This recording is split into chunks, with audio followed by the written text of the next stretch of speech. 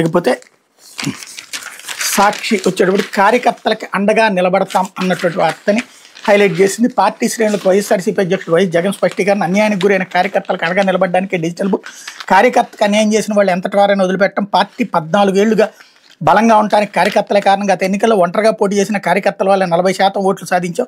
December 15 నాటికి కమిటీల ఏర్పాటు పూర్తవ్వాలి. ఎన్నికలు సజావుగా జరిగితే చంద్రబాబు డిపాజిట్లు కూడా రావు. అందుకే మీరు గట్టిగా నిలబడాలి, మరింత బలోపేతం కావాలి. మనం అధికారంలోకి రాగానే కార్యకర్తల ద్వారా ప్రభుత్వాన్ని నడుపుతాం.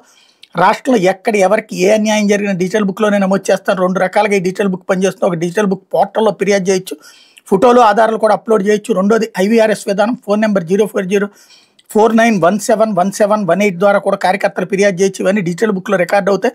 రేపు మనం అధికారంలోకి రాగానే మిమ్మల్ని ఇబ్బంది పెట్టిన వాళ్ళని చట్టం ముందు నిలబెడతాం. చంద్రబాబు తన పాలనా వైఫల్యాలను కప్పుచ్చుకునేందుకు డైవర్షన్ పాలిటిక్స్ చేస్తున్నాడు. ప్రజల్లోకి వెళ్లే పరిస్థితి లేదు కాబట్టి ప్రతిదీ డైవర్షన్ చేస్తున్నాడు.